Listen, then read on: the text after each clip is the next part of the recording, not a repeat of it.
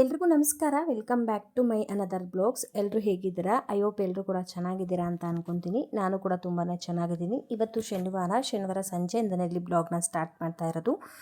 ಮನೇಲಿ oil ಬಾಟಲ್ಸ್ದು cap ಎಲ್ಲ ಸ್ವಲ್ಪ ಹಳೇದಾಗಿತ್ತು. ಹಾಗಾಗಿ ಇವತ್ತು ಫ್ಲಿಪ್ಕಾರ್ಟಲ್ಲಿ ಬುಕ್ ಮಾಡಿದ್ದೆ. ಅದು ಕೂಡ ಇವತ್ತು ಡೆಲಿವರಿ ಆಗಿದೆ. ಹಾಗಾಗಿ ಅನ್ಬಾಕ್ಸಿಂಗ್ ಮಾಡೋಣ ಅಂತೇಳಿ ಮಾಡ್ತಾ ಇದ್ದೀನಿ. ಇದಂತೂ ತುಂಬಾ ಚೆನ್ನಾಗಿದೆ. ನಾನು ಅಂದ್ಕೊಂಡಿರಲಿಲ್ಲ ಇಷ್ಟು ಚೆನ್ನಾಗಿರೋ ಕ್ವಾಲಿಟಿ ಸಿಗುತ್ತೆ ಅಂತ. ಹೇಗೆ ಬರುತ್ತೋ ಏನೋ ಅಂತ ಅಂದ್ಕೊಂಡಿದ್ದೆ, ಬಟ್ ತುಂಬಾ ಚೆನ್ನಾಗಿ ಬಂದಿದೆ. ಈ ಥರದ್ದು ಇದು ಕ್ಯಾಪ್ ಏನಾದರೂ ನಿಮಗೆ ಬೇಕು ಅಂತ ಅಂದರೆ ನನಗೆ ಲಿಂಕ್ ಅಂತೇಳಿ ಕಾಮೆಂಟ್ ಮಾಡಿ. ಯಾರಿಗಾದರೂ ಬೇಕು ಅಂತಂದರೆ ಖಂಡಿತವಾಗ್ಲೂ ಪ್ರೊವೈಡ್ ಮಾಡ್ತೀನಿ. ಬಾಟಲ್ಸ್ದಾಗ ಕೆಲವೊಂದು ಸತಿ ಕ್ಯಾಪ್ಗಳೆಲ್ಲ ಬೇಗನೆ ಹಾಳಾಗೋಗುತ್ತೆ, ಬಟ್ ಬಾಟಲ್ಸ್ಗಳೆಲ್ಲ ತುಂಬಾ ಚೆನ್ನಾಗಿರುತ್ತೆ. ಈ ಆಯಿಲ್ ಬಾಟಲ್ಸ್ಗಳೆಲ್ಲ ಅಂಥ ಟೈಮಲ್ಲಿ ಬಾಟಲ್ಸ್ ಪೂರ್ತಿಯಾಗಿ ಎಕ್ಸ್ಚೇಂಜ್ ಮಾಡೋ ಬದಲು ಈ ರೀತಿ ಅದಕ್ಕೆ ಕ್ಯಾಪ್ ಮಾತ್ರ ತೊಗೊಂಡು ಹಾಕೋದ್ರಿಂದ ನಮಗಿನ್ನೂ ಸುಮಾರು ದಿನ ಬಾಟಲ್ಸ್ಗಳನ್ನ ಯೂಸ್ ಮಾಡ್ಕೋಬೋದು. ಹಾಗಾಗಿ ನಾನು ಕೂಡ ಬಾಟಲ್ಸ್ ಚೆನ್ನಾಗೇ ಇದೆ, ಹೊಸ ಥರನೇ ಇದೆ, ಬಟ್ ಅದು ಕ್ಯಾಪ್ ಬೇಗ ಹಾಳಾಗಿತ್ತು. ಹಾಗಾಗಿ ಅದನ್ನ ಬುಕ್ನ ಮಾಡ್ಕೊಂಡಿದ್ದೆ. ಮತ್ತು ನನ್ನ ಹತ್ರ ವುಡ್ಡಲ್ಲಿ ಚಾಪಿಂಗ್ ಬೋರ್ಡ್ಸ್ಗಳಿತ್ತು, ಈ ಸ್ಟೀಲಲ್ಲಿ ಯಾವುದೂ ಕೂಡ ಇರಲಿಲ್ಲ. ಹಾಗಾಗಿ ಇದೊಂದು ಬುಕ್ ಮಾಡಿಕೊಂಡೆ. ಬಟ್ ನಾನು ಅಂದ್ಕೊಂಡಿದ್ದೆ ತುಂಬ ಚೆನ್ನಾಗಿ ಬರ್ಬೋದು ಅಂತ, ಬಟ್ ಇದು ಚೆನ್ನಾಗಿಲ್ಲ. ನನಗೇನು ಇದು ಕ್ವಾಲಿಟಿ ಅಷ್ಟು ಇಷ್ಟ ಆಗಿಲ್ಲ. ಮತ್ತು ಇದು ಇಟ್ಕೊಳೋಕ್ಕೂ ಕೂಡ ಅಷ್ಟೊಂದಾಗಿ ಕಂಫರ್ಟಬಲ್ ಇಲ್ಲ. ಸ್ವಲ್ಪ ಶಾರ್ಪ್ ಅಂತ ಅನಿಸುತ್ತೆ, ಇಟ್ಕೋತೀವಲ್ಲ ಹ್ಯಾಂಡಲ್ಲು, ಅಲ್ಲಿ ಸ್ವಲ್ಪ ಶಾರ್ಪ್ ಅಂತ ಅನಿಸುತ್ತೆ. ಸ್ವಲ್ಪ ಅಷ್ಟೊಂದಾಗಿ ಇದು ಕಂಫರ್ಟಬಲ್ ಆಗಿಲ್ಲ. ಮತ್ತು ಇನ್ನೊಂದೇನಾಗಿದೆ ಅಂತಂದರೆ, ನಾವು ಯೂಸ್ ಮಾಡಿದಾಗ ಯಾವ ರೀತಿಯಾಗಿ ವೆಜಿಟೇಬಲ್ ಎಲ್ಲ ಕಟ್ ಮಾಡಿದಾಗ ಈ ಮಾರ್ಕೆಲ್ಲ ಆಗಿರುತ್ತೆ ನೋಡಿ, ಆ ರೀತಿಯೆಲ್ಲ ಆಗಿದೆ ಇದು. ರೀಪ್ಯಾಕ್ ಮಾಡಿ ಮತ್ತೇನಾದರೂ ಸೇಲ್ ಮಾಡಿದ್ದಾರೆ ಅಂತ ಅನಿಸುತ್ತೆ. ಅಂದರೆ ಯಾರು ತೊಗೊಂಡವ್ರಿಗೆ ಇಷ್ಟ ಆಗ್ದಿರಾ ಅವ್ರೇನಾದ್ರು ಎಕ್ಸ್ಚೇಂಜಿಗೆ ಕೊಟ್ಟಾಗ ಇನ್ನೊಂದ್ಸಲಿ ಬರೋದಲ್ಲ, ಆ ರೀತಿ ಅಂತ ಅನ್ನಿಸ್ತಿತ್ತು. ಯಾಕಂದರೆ ಹೊಸದಂತಂದರೆ ಹಂಗೆಲ್ಲ ಕ್ರ್ಯಾಚಸ್ ಆಗೋದಿಲ್ಲ, ಬಟ್ ಇದರಲ್ಲಿ ಕ್ರ್ಯಾಚಸ್ ಎಲ್ಲ ಆಗಿದೆ. ಹಾಗಾಗಿ ಇದನ್ನು ಎಕ್ಸ್ಚೇಂಜ್ ಮಾಡಬೇಕು. ಒಂದೊಂದು ಸತಿ ತುಂಬ ಚೆನ್ನಾಗಿ ಬರುತ್ತೆ, ಒಂದೊಂದು ಸತಿ ಈ ರೀತಿಯಾಗಿ ಬರುತ್ತೆ. ಆನ್ಲೈನಲ್ಲಿ ಎಲ್ಲನೂ ಚೆನ್ನಾಗಿರುತ್ತೆ ಅಂತ ಹೇಳೋದಕ್ಕಾಗೋದಿಲ್ಲ, ಹಾಗೆ ಎಲ್ಲನೂ ಚೆನ್ನಾಗಿಲ್ಲ ಅಂತಲೂ ಕೂಡ ಹೇಳೋದಕ್ಕಾಗೋದಿಲ್ಲ. ಒಂದೊಂದು ತುಂಬಾ ಚೆನ್ನಾಗಿ ಬರುತ್ತೆ, ಒಂದೊಂದು ಈ ರೀತಿಯಾಗಿ ಬರುತ್ತೆ. ನನ್ನ ಹತ್ರ ಇರೋದು ವುಡ್ಡಲ್ಲಿರೋದು ಯಾಕೋ ಸಿಕ್ಕಾಬಿಟ್ಟೆ ಈ ಬ್ಲ್ಯಾಕ್ ಥರ ಆಗ್ತಿತ್ತು. ಅಂದರೆ ವುಡ್ಡಲ್ಲಿರೋದು ಚಾಪಿಂಗ್ ಬೋರ್ಡು ಎಷ್ಟೇ ವಾಶ್ ಮಾಡಿಕೊಂಡ್ರು ಕೂಡ ಅದು ಬ್ಲ್ಯಾಕ್ ಥರ ಅನಿಸೋದು ಹಾಗೇ ಇದೆ, ಹೋಗ್ತಾನೆ ಇಲ್ಲ. ಹಂಗಾಗಿ ಸ್ಟೀಲಿಗೆ ಚೇಂಜ್ ಆಗೋಣ ಅಂತೇಳಿ ತೊಗೊಂಡೆ, ಬಟ್ ಅದು ಯಾಕೋ ಅಷ್ಟೊಂದು ಚೆನ್ನಾಗಿ ಬಂದಿಲ್ಲ. ನೀವು ನೋಡ್ತಿರ್ಬೋದು ನನ್ನ ಹತ್ರ ಇರುವಂಥ ಈ ಆಯಿಲ್ ಕ್ಯಾಪ್ಗಳು ಸ್ವಲ್ಪ ಹಾಳಾಗಿತ್ತು. ಹಾಗಾಗಿ ಬೇಡ ಅಂತೇಳಿ ಚೇಂಜ್ ಮಾಡಿಕೊಂಡು ಇದೆರಡು ತೊಗೊಂಡಿದ್ದೀನಿ. ನನ್ನ ಹತ್ರ ಇರುವಂಥ ಈ ಆಯಿಲ್ ಬಾಟಲ್ಗೆ ಇದು ಪರ್ಫೆಕ್ಟಾಗಿ ಆಗುತ್ತೆ. ಯಾರಿಗಾದ್ರೂ ಲಿಂಕ್ ಬೇಕು ಅಂತ ಇದ್ದರೆ ನೀವು ಕಮೆಂಟ್ ಮಾಡಿ, ಖಂಡಿತವಾಗ್ಲೂ ನಾನು ನಿಮಗೆ ಲಿಂಕ್ನ ಪ್ರೊವೈಡ್ ಮಾಡ್ತೀನಿ. ಯಾರಿಗಾದ್ರೂ ಅವಶ್ಯಕತೆ ಇದ್ದರೆ ಯೂಸ್ ಆಗ್ಬೋದು. ಹಾಗಾಗಿ ಆಫೀಸಿಂದನೇ ಬರಬೇಕಾದ್ರೆ ಒಂದು ಎಳ್ನೀರನ್ನ ತೊಗೊಂಡು ಬಂದಿದ್ದೆ. ಹಾಗಾಗಿ ಇವಾಗ ಅದನ್ನು ಕುಡಿದ್ಬಿಟ್ಟು ಅದಾದ ನಂತರ ಅಡುಗೆನ ಸ್ಟಾರ್ಟ್ ಮಾಡ್ಕೋಬೇಕು. ಅಡುಗೆ ಇವತ್ತು ಏನು ಮಾಡ್ತೀನಿ ಅನ್ನೋದು ಇನ್ನೂ ಕೂಡ ಪ್ಲ್ಯಾನ್ ಮಾಡ್ಕೊಂಡಿಲ್ಲ. ಆ ಎಳ್ನೀರೆಲ್ಲ ಕುಡಿದು ಅದಾದಮೇಲೆ ಏನಾದರೂ ಮಾಡೋಣ ಅಂತೇಳಿ ಡಿಸೈಡ್ ಮಾಡ್ತೀನಿ. ಇವಾಗ ಏನು ನೋಡ್ತಾ ಇದ್ದೀರಾ, ಈ ಪಾಟಲ್ಲಿರುವಂಥ ಗಿಡಕ್ಕೆ ಮಣ್ಣು ಸಾಕಾಗ್ತಾಯಿಲ್ಲ. ಹಾಗಾಗಿ ಇವತ್ತು ಬೇರೆ ಪಾಟ್ನ ತೊಗೊಂಡು ಬಂದಿದ್ದೀನಿ. ಈ ಗಿಡನ ಆ ಪಾಟಿಗೆ ಚೇಂಜ್ ಮಾಡ್ಕೋಬೇಕು. ಈ ಪಾಟ್ ನೋಡೋಕ್ಕೆ ತುಂಬ ಕಲರ್ಫುಲ್ಲಾಗಿ ಚೆನ್ನಾಗಿದೆ, ಪುಟ್ಟಾಗಿ ನೋಡೋಕೆ ಲುಕ್ಕಲ್ಲೂ ಕೂಡ ಚೆನ್ನಾಗಿದೆ. ಬಟ್ ಇದಕ್ಕೆ ಹಾಕಿರುವಂಥ ಗಿಡಕ್ಕೆ ಆ ಪಾಟಲ್ಲಿರೋ ಮಣ್ಣು ಸಾಕಾಗ್ತಾಯಿಲ್ಲ. ಹಾಗಾಗಿ ಇವತ್ತು ಸ್ವಲ್ಪ ದೊಡ್ಡ ಪಾಟ್ನ ತೊಗೊಂಡು ಬಂದಿದ್ದೀನಿ. ಈ ಪಾಟಲ್ಲಿರೋ ಗಿಡನ ಇದಕ್ಕೆ ಇವತ್ತು ಟ್ರಾನ್ಸ್ಫರ್ ಮಾಡ್ಕೋಬೇಕು. ಈ ಗಿಡ ಹೇಗಿದೆ ಅಂತೇಳಿ ಕಮೆಂಟ್ ಮಾಡಿ. ನನಗಂತೂ ಈ ಗಿಡ ತುಂಬಾ ಇಷ್ಟ. ನಾನು ಆಫೀಸಿಂದ ಬಂದ ತಕ್ಷಣ ಈ ಗಿಡನ ನೋಡ್ತೀನಿ, ಎಷ್ಟು ಚೆನ್ನಾಗಿ ಬರ್ತಿದೆ ಅಂತ ಅನ್ನಿಸ್ತಿರುತ್ತೆ. ಫಸ್ಟ್ ತಂದಾಗ ಸ್ವಲ್ಪ ಒಣಗ್ದಂಗೆ ಆಗಿತ್ತು, ಅಯ್ಯೋ ಹೋಗ್ಬಿಡ್ತು ಅಂತ ಅಂದ್ಕೊಂಡೆ. ಬಟ್ ಅದಾದಮೇಲೆ ತುಂಬ ಚೆನ್ನಾಗಿ ಬರ್ತಿದೆ. ಈ ಗಿಡನೂ ಅಷ್ಟೇ, ಇದನ್ನು ಈ ನರ್ಸರಿಯಿಂದ ತೊಗೊಂಡು ಬಂದಾಗ ಪಾಟಲ್ಲಿ ಕೊಟ್ಟಿರ್ತಾರಲ್ಲ, ಅದೇ ಪಾಟಲ್ಲೇ ಇಟ್ಕೊಂಡಿದ್ದೆ. ಅದಕ್ಕೂ ಒಂದು ಪಾಟ್ನ ತೊಗೊಂಬರ್ಬೇಕಿತ್ತು. ಇವತ್ತು ಅದಕ್ಕೂ ಕೂಡ ಒಂದು ಪಾಟ್ನ ತೊಗೊಂಡು ಬಂದಿದ್ದೀನಿ. ಇದು ಕೂಡ ಎಷ್ಟು ಚೆನ್ನಾಗಿದೆಲ್ಲ. ಹಾಗಾಗಿ ಇವೆರಡೂ ಕೂಡ ಇವತ್ತು ಮಣ್ಣ ಚೇಂಜ್ ಮಾಡಿ ಮತ್ತು ಈ ಪಾಟಿಗೆ ಶಿಫ್ಟ್ ಮಾಡ್ಕೋಬೇಕು. ಈ ಗಿಡ ಹೇಗಿದೆ ಅಂತೇಳಿ ಕಾಮೆಂಟ್ ಮಾಡಿ. ಮತ್ತು ಗಿಡಗಳೆಲ್ಲ ಯಾರಿಗೆಲ್ಲ ಇಷ್ಟ ಆಗುತ್ತೆ ಅಂತೇಳಿ ಕಾಮೆಂಟ್ ಮಾಡಿ. ನನಗಂತೂ ಗಿಡಗಳಂದರೆ ತುಂಬಾ ಇಷ್ಟ ಆಗುತ್ತೆ. ನೋಡೋಕ್ಕೂ ಕೂಡ ಎಷ್ಟು ಚೆನ್ನಾಗಿ ಇರಿಸುತ್ತಲ್ಲ, ಗ್ರೀನರಿ ಆಗಿರೋದೆಲ್ಲ ನೋಡೋಕ್ಕೇನೋ ಒಂಥರ ಲುಕ್ ಅಂತ ಅನಿಸ್ತಿರುತ್ತೆ. ಇವಾಗ ಪೂಜೆ ಎಲ್ಲ ಮುಗಿಸ್ಕೊಂಡೆ. ಇವಾಗ ಅಡುಗೆನೇ ಸ್ಟಾರ್ಟ್ ಮಾಡ್ಕೋಬೇಕು. ಒಂದು 2 ಡೇಸ್ ಬ್ಯಾಕ್ ಹುರುಳಿಕಾಳು ಕೂಡ ಮೊಳಕೆ ಕಟ್ಟಿದ್ದೆ, ಅದು ಕೂಡ ತುಂಬ ಚೆನ್ನಾಗಿ ಬಂದಿದೆ. ಹಂಗಾಗಿ ಇವತ್ತು ಮೊಳಕೆ ಹುರುಳಿಕಾಳು ಮತ್ತು ಹಲಸಿನಕಾಯಿನ ಸೇರಿಸಿ ಸಾಂಬಾರು ಮಾಡ್ಕೊಳ್ಳೋಣ ಅಂತೇಳಿ ಮಾಡ್ಕೊತಾ ಇದ್ದೀನಿ. ಸೇಮ್ ಹಳ್ಳಿ ಕಡೆ ಹೇಗೆ ಮಾಡ್ಕೋತಾರೆ ಅದೇ ರೀತಿಯಾಗಿ ಮಾಡ್ಕೊತಾ ಇದ್ದೀನಿ. ತುಂಬಾ ರುಚಿಯಾಗಿರುತ್ತೆ ಈ ಸಾಂಬಾರು ಅಂತೂ. ಜೊತೆಗೆ ಆರೋಗ್ಯಕ್ಕೂ ಕೂಡ ತುಂಬಾ ಒಳ್ಳೆಯದು. ಯಾರಾದರೂ ಈ ಸಾಂಬಾರನ್ನ ಟ್ರೈ ಮಾಡಿಲ್ಲ ಅಂತಂದರೆ ಈ ಮೊಳಕೆ ಹುರುಳಿಕಾಳು ಜೊತೆಗೆ ಈ ಹಲಸಿನಕಾಯಿನ ಸೇರಿಸಿ ಮಾಡ್ಕೊಳೋದ್ರಿಂದ ತುಂಬಾ ಚೆನ್ನಾಗಿರುತ್ತೆ. ಮತ್ತು ಅಷ್ಟೇ ಆರೋಗ್ಯಗೂ ಕೂಡ ಇರುತ್ತೆ. ಯಾರಾದರೂ ಟ್ರೈ ಮಾಡಿಲ್ಲ ಅಂದರೆ ಟ್ರೈ ಮಾಡಿ. ಈ ರೆಸಿಪಿ ಕೂಡ ನಿಮ್ಮ ಜೊತೆ ಇಲ್ಲಿ ಶೇರ್ ಮಾಡ್ಕೊತಿದ್ದೀನಿ. ಮೊನ್ನೆ ಆನ್ಲೈನಲ್ಲಿ ಹಲಸಿನಕಾಯಿನ ತರಿಸ್ಕೊಂಡಿದ್ದೆ, ಅದನ್ನು ಕಟ್ ಮಾಡಿ ನೀಟಾಗಿ ಫ್ರೀಝರಲ್ಲಿ ಎತ್ತಿಟ್ಕೊಂಡಿದ್ದೆ. ಹಾಗಾಗಿ ಇವತ್ತು ಅದನ್ನೇ ಬಳಸ್ಕೊಂಡು ಇಲ್ಲಿ ಸಾಂಬಾರನ್ನ ಮಾಡ್ತಾಯಿದ್ದೀನಿ. ನೀವೇನಾದ್ರು ಈ ಸಾಂಬಾರನ್ನ ಮಾಡ್ತೀರಂದರೆ ಆದಷ್ಟು ಫ್ರೆಶ್ ಆಗಿ, ಅಂದರೆ ಆವಾಗಲೇ ಹಲಸಿನಕಾಯಿನ ಕಟ್ ಮಾಡಿ ಇನ್ನೂ ಕೂಡ ತುಂಬ ರುಚಿಯಾಗಿರುತ್ತೆ. ಆರೋಗ್ಯಕ್ಕೂ ತುಂಬಾ ಒಳ್ಳೆಯದು. ನಮಗೆ ಅಷ್ಟೊಂದಾಗಿ ಟೈಮ್ ಇರಲ್ಲ ಅಂತೇಳಿ ನಾನೆಲ್ಲನೂ ಕೂಡ ಈ ಥರ ಕಟ್ ಮಾಡಿ ಫ್ರೀಝರಲ್ಲಿ ಎತ್ತಿಟ್ಕೋತೀನಿ. ಹಂಗಂತ ನಾನು ಯಾವುದೇ ತರಕಾರಿನೂ ವಾರಾನುಗಟ್ಟಲೆ ಇಟ್ಕೊಳೋದಕ್ಕೆ ಹೋಗೋದಿಲ್ಲ. ನನಗೆ ಎಷ್ಟು ಬೇಕಷ್ಟು ತರಕಾರಿನ ತೊಗೊಂಡು ಬಂದರೆ ಒಂದು ವಾರದೊಳಗೆ ಮುಗಿಯೋಷ್ಟು ತರಕಾರಿನ ತರಿಸ್ಕೊತೀನಿ. ಅದಕ್ಕಿಂತ ಜಾಸ್ತಿನ ನಾನು ಯಾವುದೂ ಕೂಡ ಇಲ್ಲಿ ಬಳಸೋದಿಲ್ಲ. ನಿಮಗೇನಾದರೂ ಫ್ರೀಯಾಗಿದ್ದರೆ ನೀವು ಆರಾಮಾಗಿ ಕಟ್ ಮಾಡಿ ಇಟ್ಕೊಳೋದಕ್ಕಿಂತನೂ ಈ ರೀತಿಯಾಗಿ ಮಾಡುವಂಥ ಟೈಮಲ್ಲಿ ಈ ಹಲಸಿನಕಾಯಿನ ಕಟ್ ಮಾಡಿ ಮಾಡ್ಕೊಳ್ಳಿ, ತುಂಬಾ ರುಚಿಯಾಗಿರುತ್ತೆ. ಈ ಹಲಸಿನಕಾಯಿ ಸಾರಿಗೆ ಈ ಥರ ಹುರುಳಿಕಾಳು ಹಾಕೋದ್ರಿಂದ ತುಂಬ ರುಚಿಯಾಗಿರುತ್ತೆ. ಇಲ್ಲ ಅಂತಂದರೆ ಈ ಅವರೆಕಾಳು ಕೂಡ ಸೇರಿಸಿ ಮಾಡ್ಕೋಬೋದು, ಹಸಿ ಅವರೆಕಾಳು ಕೂಡ ಸೇರಿಸಿ ಮಾಡ್ಕೋಬೋದು, ಇಲ್ಲಾಂದರೆ ತೊಗರಿಬೇಳೆ ಕೂಡ ಸೇರಿಸಿ ಮಾಡ್ಕೋಬೋದು. ಎಲ್ಲದಕ್ಕಿಂತ ರುಚಿಯಾಗಿರೋದಂತಂದರೆ ಹುರುಳಿಕಾಳು ಹಾಕಿದ್ರೇ ತುಂಬಾ ರುಚಿಯಾಗಿರುತ್ತೆ.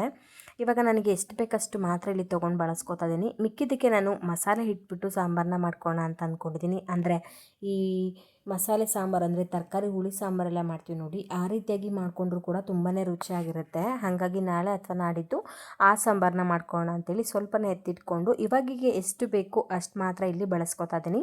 ಸ್ವಲ್ಪ ಚೆನ್ನಾಗಿ ವಾಶ್ ಮಾಡ್ಕೋಬೇಕು ಇದನ್ನು, ಯಾಕಂದರೆ ಈ ಹಲಸಿನಕಾಯಲ್ಲಿ ಸ್ವಲ್ಪ ಈ ಅಂಟಿನ ಅಂಶ ಜಾಸ್ತಿ ಇರುತ್ತೆ ಅಲ್ವಾ. ಹಾಗಾಗಿ ಸ್ವಲ್ಪ ಚೆನ್ನಾಗಿ ವಾಶ್ ಮಾಡಿಕೊಂಡು ಅದಾದ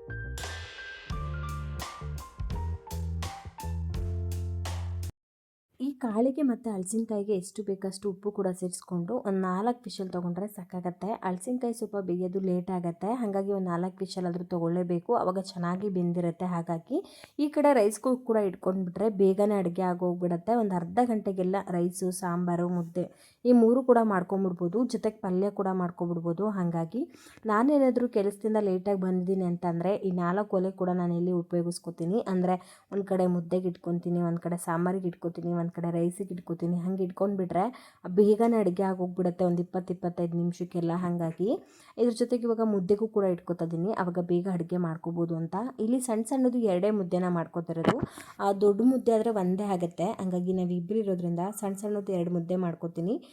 ಮುಂಚೆ ಎಲ್ಲ ಮುದ್ದೆ ಮಾಡ್ಕೊಂಡಾಗ ರೈಸ್ನ ಮಾಡ್ಕೊತಾ ಇರಲಿಲ್ಲ. ಬಟ್ ಲಾಸ್ಟ್ ಟೈಮು ಯಾರೋ ನನ್ನ ಒಬ್ಬರು ಸಬ್ಸ್ಕ್ರೈಬರ್ಸು ಮುದ್ದೆ ಮಾಡಿಕೊಂಡ್ರೆ ರೈಸು ಸ್ವಲ್ಪ ಮಾಡ್ಕೋಬೇಕು ಅಕ್ಕ, ಬರೀ ಮುದ್ದೆ ತಿಂದು ಅನ್ಕೋಬಾರ್ದು, ಬಡಸ್ತಾನ ಬರುತ್ತೆ ಅಂತ ನಾವು ಕಮೆಂಟ್ ಹಾಕಿದ್ರು. ಆವಾಗಿಂದ ಮುದ್ದೆ ಮಾಡಿಕೊಂಡ್ರೆ ಸ್ವಲ್ಪ ರೈಸ್ನ ಮಾಡ್ಕೋತೀನಿ. ಇವಾಗ ನೀವು ನೋಡ್ತಿದ್ರಲ್ಲ, ಈ ಟೀ ಕುಡಿಯೋ ಗ್ಲಾಸಲ್ಲಿ ಅರ್ಧ ಗ್ಲಾಸಷ್ಟು ಅಷ್ಟೇ ರೈಸ್ನ ಮಾಡ್ಕೊಳೋದು, ಇಷ್ಟೇ. ಅದರಲ್ಲೂ ಕೂಡ ಸ್ವಲ್ಪ ಮಿಕ್ಕಿಸ್ಬಿಡ್ತೀವಿ, ಅಂದರೆ ಅಷ್ಟು ಕೂಡ ತಿನ್ನೋದಿಲ್ಲ, ಮುದ್ದೆ ಇರುತ್ತಲ್ವ. ಹಂಗಾಗಿ ಇಲ್ಲಿ ಮುದ್ದೆ ಕಾಳು ಎಲ್ಲನೂ ಕೂಡ ಇರುತ್ತೆ. ಹಾಗಾಗಿ ಬರೀ ಮುದ್ದೆನ ತಿನ್ನಬೇಡಿ ಅಕ್ಕ, ಜೊತೆಗೆ ಸ್ವಲ್ಪ ರೈಸ್ ಅದು ತಿನ್ನಲೇಬೇಕು, ಇಲ್ಲಾಂದರೆ ತಾಯಿ ಮನೆಗೇನೋ ಬಡಿಸ್ತಾನ ಅಂತೇನೋ ಒಬ್ಬರು ಕಮೆಂಟ್ ಮಾಡಿದ್ರಿ.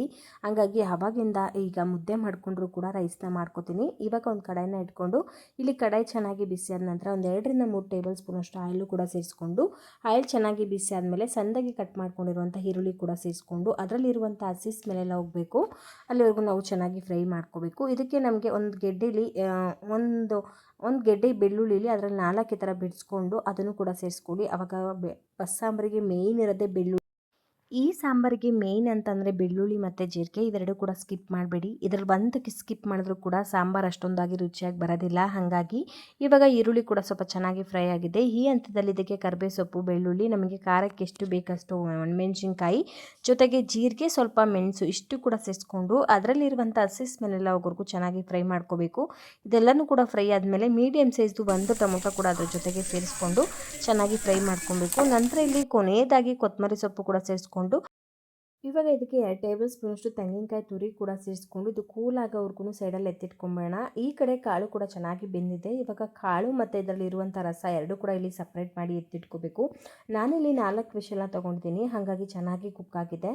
ಹಲಸಿನಕಾಯಿ ಸ್ವಲ್ಪ ಬೇಯೋದು ಲೇಟ್ ಆಗುತ್ತೆ, ಹಾಗಾಗಿ ಒಂದು 4 ವಿಷಲಾದರೂ ತೊಗೊಳ್ಳೇಬೇಕು, ಆವಾಗ ಕರೆಕ್ಟಾಗಿ ಬೆಂದಿರುತ್ತೆ. ಇವಾಗ ನೋಡಿ ರಸ ಇಷ್ಟೇ ಬಂದಿರೋದು, ನಾನು ಮಾಡ್ತಿರೋದು ಕ್ವಾಂಟಿಟಿ ತುಂಬಾ ಕಡಿಮೆ ಇದೆ, ಹಾಗಾಗಿ ರಸ ಇಲ್ಲಿ ಕಡಿಮೆ ಬಂದಿದೆ. ನೀವೇನಾದರೂ ಜಾಸ್ತಿ ಮಾಡ್ತೀರಾ ಅಂತಂದರೆ ಈ ಕಾಳು ಮತ್ತು ಹಲಸಿನಕಾಯಿ ಎಲ್ಲ ಸ್ವಲ್ಪ ಜಾಸ್ತಿ ಹಾಕ್ಕೊಂಡು ಈ ರಸ ಕೂಡ ಸ್ವಲ್ಪ ಜಾಸ್ತಿನೇ ಆಗುತ್ತೆ. ಆವಾಗ ನಾವು ಆವಾಗಲೇ ಏನು ಈರುಳ್ಳಿ ಎಲ್ಲ ಫ್ರೈ ಮಾಡ್ಕೊಂಡಿದ್ವಲ್ಲ ಅದೆಲ್ಲನೂ ಕೂಡ ಇಲ್ಲಿ ಸೇರಿಸಿ ನಂತರ ನಾವು ಇದಕ್ಕೆ ಒಂದು ಅರ್ಧ ಸೌಟಷ್ಟು ಬೇಯಿಸಿರುವಂಥ ಕಾಳು ಕೂಡ ಸೇರಿಸ್ಕೊಂಡು ಸಣ್ಣದಾಗಿ ರುಬ್ಕೋಬೇಕು. ಆದಷ್ಟು ಸ್ವಲ್ಪ ಸಣ್ಣದಾಗಿ ರುಬ್ಕೊಳ್ಳಿ, ಅವಾಗ ಸಾಂಬಾರು ಕೂಡ ತುಂಬ ರುಚಿಯಾಗಿ ಬರುತ್ತೆ. ಈ ಕಡೆ ಮುದ್ದೆ ಕೂಡ ರೆಡಿಯಾಗಿತ್ತು, ಹಾಗಾಗಿ ಅದನ್ನು ಕೂಡ ಇಲ್ಲಿ ಕಟ್ಟಿಟ್ಕೊಂಡ್ಬಿಟ್ರೆ ಅದು ಒಂದು ಕೆಲಸ ಕಂಪ್ಲೀಟ್ ಆಗೋಗ್ಬಿಡುತ್ತೆ. ಈ ಕಡೆ ಸಾಂಬಾರಿಗೆ ಇಟ್ಕೊಂಡು ಕಾಳಿಗೂ ಕೂಡ ಒಗ್ಗರಣೆ ಹಾಕ್ಕೊಂಡ್ಬಿಟ್ರೆ ಅಡುಗೆ ಹಾಕಿ ಹೋಗ್ಬಿಡುತ್ತೆ. ಮುದ್ದೆ ಸಾಫ್ಟಾಗಿ ಬರಬೇಕು ಅಂದರೆ ನಾನು ಆವಾಗಲೇ ಹೇಳ್ದಂಗೆ 1 ಕಪ್ಪಷ್ಟು ರಾಗಿ ಹಿಟ್ಟಿಗೆ 2 ಕಾಲು ಕಪ್ಪಷ್ಟು ನೀರನ್ನ ಸೇರಿಸ್ಕೊಂಡ್ರೆ ಮುದ್ದೆ ತುಂಬ ಸಾಫ್ಟಾಗಿ ಕೂಡ ಇರುತ್ತೆ. ಜೊತೆಗೆ ಒಂದು ಅರ್ಧ ಟೇಬಲ್ ಸ್ಪೂನಷ್ಟು ತುಪ್ಪ ಹಾಕೋದ್ರಿಂದ ಆರೋಗ್ಯಕ್ಕೂ ಕೂಡ ತುಂಬಾ ಒಳ್ಳೆಯದು. ಗುಡ್ ಕೊಲೆಸ್ಟ್ರಾಲ್ ಕೂಡ ಬಾಡಿಗೆ ಸಿಗುತ್ತೆ. ಹಾಗಾಗಿ ನಾನು ಒಂದು ಅರ್ಧ ಟೇಬಲ್ ಸ್ಪೂನಷ್ಟು ತುಪ್ಪನ ಯಾವಾಗಲೂ ಕೂಡ ಸೇರಿಸ್ಕೊತೀನಿ. ಆರೋಗ್ಯಕ್ಕೆ ಗುಡ್ ಕೊಲೆಸ್ಟ್ರಾಲು ಕೂಡ ಬೇಕಾಗತ್ತಲ್ವ, ಹಾಗಾಗಿ ಇವಾಗ ಇದನ್ನು ಕಟ್ಟಿ ಸೈಡಿಗೆ ಇಟ್ಕೊಂಡು ಬಿಡೋಣ. ಇದು ಒಂದು ಕೆಲಸ ಕಂಪ್ಲೀಟಾಗಿ ಆಗಿಬಿಡತ್ತೆ. ಈ ಕಡೆ ಸಾಂಬಾರಿಗೆ ಒಗ್ಗರಣೆ ಹಾಕ್ಕೊಂಡ್ಬಿಟ್ರೆ ಅದು ಕೂಡ ರೆಡಿನೇ ಆಗೋಗ್ಬಿಡುತ್ತೆ ಸಾಂಬಾರು. ನಾನು ಬಸ್ಸಾಂಬಾರು ಮಾಡಿದ್ರೆ ಯಾವುದೇ ರೀತಿಯಾಗಿ ಮಸಾಲೆಗಳೆಲ್ಲ ಬಳಸೋದಿಲ್ಲ. ಅಂದರೆ ಈ ಸಾಂಬಾರು ಪುಡಿ ಈ ಥರದ್ದು ಯಾವುದೂ ಕೂಡ ಬಳಸೋದಿಲ್ಲ. ಜಸ್ಟ್ ಹಂಗೆ ಈರುಳ್ಳಿ ಬೆಳ್ಳುಳ್ಳಿ ಎಲ್ಲ ಒಗ್ಗರಣೆ ಹಾಕ್ಕೊಂಡು ರುಬ್ಬಿ ಮಸಾಲೆನ ಸೇರಿಸ್ಕೊತೀನಿ. ಅದಂತೂ ಆವಾಗ ತುಂಬ ರುಚಿಯಾಗಿರುತ್ತೆ. ನೀವೇನಾದರೂ ಸಾಂಬಾರು ಪುಡಿ ಬಳಸ್ಕೊತೀರ ಅಂದರೆ ಅದನ್ನು ಕೂಡ ಇಲ್ಲಿ ಬಳಸ್ಕೊಳ್ಳಿ. ಬಟ್ ನಾವು ನಮ್ಮನೆ ಕಡೆ ಯಾವಾಗಲೂ ಸಾಂಬಾರು ಪುಡಿ ಎಲ್ಲ ಬಸ್ಸಾಂಬಾರುಗಳಲ್ಲೆಲ್ಲ ಬಳಸೋದಿಲ್ಲ. ಇವಾಗ ನಾವು ಆವಾಗಲೇ ಏನು ರುಬ್ಬಿಟ್ಕೊಂಡಿದ್ವಲ್ಲ ಅದನ್ನು ಈ ರಸದಲ್ಲಿ ಮಿಕ್ಸ್ ಮಾಡಿಕೊಂಡು ಚೆನ್ನಾಗಿ ಮಿಕ್ಸ್ ಮಾಡ್ಕೊಬೇಕು. ನಂತರ ಒಂದು ಕಡಾಯಿನ ಇಟ್ಕೊಂಡು ಇಲ್ಲಿ ಕಡಾಯಿ ಚೆನ್ನಾಗಿ ಬಿಸಿಯಾದ ನಂತರ ನಾವು ಇದಕ್ಕೆ ಜೀರಿಗೆ, ಬೆಳ್ಳುಳ್ಳಿ, ಒಣಮೆಣಸಿನ್ಕಾಯಿ, ಕರಿಬೇವು ಸೊಪ್ಪು ಕೂಡ ಸೇರಿಸ್ಕೊಂಡು ಚೆನ್ನಾಗಿ ಒಗ್ಗರಣೆ ಹಾಕ್ಕೋಬೇಕು. ಆದಷ್ಟು ಸ್ವಲ್ಪ ಚೆನ್ನಾಗಿ ಒಗ್ಗರಣೆ ಆದ ನಂತರ ನಾವು ಏನು ಆವಾಗಲೇ ಮಸಾಲೆ ಎಲ್ಲ ರೆಡಿ ಮಾಡಿ ಇಟ್ಕೊಂಡಿದ್ವಲ್ಲ ಆ ರಸದೊಳಗಡೆ ಅದನ್ನು ಕೂಡ ಇಲ್ಲಿ ಸೇರಿಸ್ಕೊಂಡು ಚೆನ್ನಾಗಿ ಮಿಕ್ಸ್ ಮಾಡ್ಕೊಬೇಕು.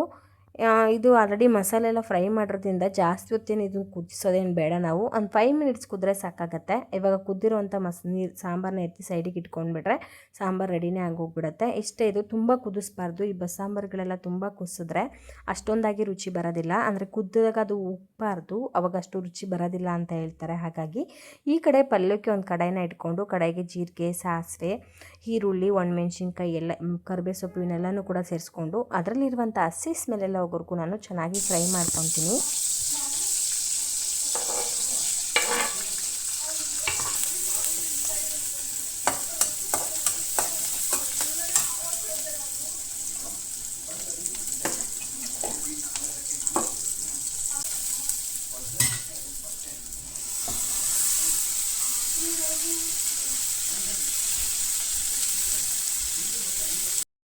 ಈರುಳ್ಳಿ ಎಲ್ಲ ಚೆನ್ನಾಗಿ ಫ್ರೈ ಆದಮೇಲೆ ನಾವು ಬೇಯಿಸಿಟ್ಕೊಂಡಿರುವಂಥ ಕಾಳುಗಳು ಕೂಡ ಸೇರಿಸ್ಕೊಂಡು ಚೆನ್ನಾಗಿ ಮಿಕ್ಸ್ ಮಾಡ್ಕೊಬೇಕು. ಈ ಹಂತದಲ್ಲಿ ರುಚಿಗೆ ತಕ್ಕಷ್ಟು ಉಪ್ಪು ಕೂಡ ಸೇರಿಸ್ಕೊಂಡು ಅದನ್ನು ಕೂಡ ಚೆನ್ನಾಗಿ ಫ್ರೈ ಮಾಡ್ಕೊಬೇಕು. ಇದಕ್ಕೆ ಆದಷ್ಟು ಫ್ರೆಶ್ ಆಗಿರುವಂಥ ತೆಂಗಿನಕಾಯಿನ ಸೇರಿಸ್ಕೊಳ್ಳಿ, ಆವಾಗಂತೂ ತುಂಬಾ ರುಚಿಯಾಗಿ ಬರುತ್ತೆ. ಈ ಕಾಳು ಪಲ್ಯಗಳಿಗೆ ಇವಕ್ಕೆಲ್ಲ ಫ್ರೆಶ್ ಆಗಿರುವಂಥ ತೆಂಗಿನಕಾಯಿನೇ ಸೇರಿಸ್ಕೋಬೇಕು. ಬಟ್ ನನ್ನ ಹತ್ರ ಇಲ್ಲಿ ಫ್ರೆಶ್ ಆಗಿರುವಂಥ ತೆಂಗಿನಕಾಯಿ ಇರಲಿಲ್ಲ, ಫ್ರೀಸರಲ್ಲಿ ಇದ್ದಿತ್ತು, ಅದನ್ನು ಇಲ್ಲಿ ಬಳಸ್ಕೊತಾ ಇದ್ದೀನಿ. ಇವಾಗ ಇದನ್ನು ಕೂಡ ಸೇರಿಸಿ ಚೆನ್ನಾಗಿ ಮಿಕ್ಸ್ ಮಾಡ್ಕೊಂಡ್ಬಿಟ್ರೆ ಈ ಪಲ್ಯ ರೆಡಿನೇ ಆಗೋಗ್ಬಿಡುತ್ತೆ. ತುಂಬಾ ರುಚಿಯಾಗಿರುತ್ತೆ ಮತ್ತು ಆರೋಗ್ಯಕ್ಕೂ ಕೂಡ ತುಂಬಾ ಒಳ್ಳೆಯದು. ಹಾಗಾಗಿ ಕೊನೆಯಲ್ಲಿ ಇದಕ್ಕೆ ಸ್ವಲ್ಪ ಕೊತ್ತಂಬರಿ ಸೊಪ್ಪು ಕೂಡ ಸೇರಿಸ್ಕೊಂಡು ಚೆನ್ನಾಗಿ ಮಿಕ್ಸ್ ಮಾಡ್ಕೊಂಡ್ಬಿಟ್ರೆ ಪಲ್ಯ ರೆಡಿನೇ ಆಗೋಗ್ಬಿಡುತ್ತೆ. ಈ ಪಲ್ಯಕ್ಕೆ ನೀವು ಒಗ್ಗರಣೆ ಹಾಕಲೇಬೇಕು ಅಂತಿಲ್ಲ, ಬೇಯಿಸಿರುವಂಥ ಕಾಳು ಹಾಗೆ ಕೂಡ ತಿನ್ಬೋದು, ಚೆನ್ನಾಗೇ ಇರುತ್ತೆ. ನಿಮ್ಮ ಇಷ್ಟ, ಬೇಕು ಅಂದರೆ ಒಗ್ಗರಣೆನ ಮಾಡ್ಕೊಳ್ಳಿ, ಇಲ್ಲಾಂದರೆ ಸ್ಕಿಪ್ ಕೂಡ ಮಾಡ್ಕೋಬೋದು. ನಾನಿಲ್ಲಿ ಈರುಳ್ಳಿ ಸೇರಿಸಿ ಒಗ್ಗರಣೆನ ಮಾಡ್ಕೊಂಡಿದ್ದೀನಿ. ಬೇಡ ನಿಮಗೆ ಅಂತಂದರೆ ನೀವು ಸ್ಕಿಪ್ ಕೂಡ ಮಾಡ್ಕೋಬೋದು. ಇವಾಗ ಅಡುಗೆ ಎಲ್ಲ ರೆಡಿ ಆಯಿತು. ಊಟ ಮಾಡಿ ಸ್ವಲ್ಪ ಪಾತ್ರೆ ಕೂಡ ಇದೆ, ಅದನ್ನು ಕೂಡ ವಾಶ್ ಮಾಡಿ ಇಟ್ಕೊಂಡ್ಬಿಟ್ರೆ ಇವತ್ತಿನ ದಿನ ಆರಾಮಾಗಿ ಹೋಯ್ತು ಅಂತಲೇ ಹೇಳ್ಬೋದು. ನಿಮ್ಮ ದಿನ ಇವತ್ತೆಲ್ಲ ಹೇಗಿತ್ತು ಅಂತ ಹೇಳಿ ಕಮೆಂಟ್ ಮಾಡಿ. ಜೊತೆಗೆ ನನ್ನ ಬ್ಲಾಗ್ಸ್ ಎಲ್ಲ ನಿಮಗೆ ಇಷ್ಟ ಆಗ್ತಿದೆ ಅಂದರೆ ಪ್ಲೀಸ್ ಒಂದು ಲೈಕ್ ಮಾಡಿ. ಹಾಗೆ ನಿಮ್ಮ ಅನಿಸಿಕೆ ಅಭಿಪ್ರಾಯನ ಕಮೆಂಟ್ ಸೆಕ್ಷನ್ ತಿಳಿಸೋದನ್ನ ಮರಿಬೇಡಿ.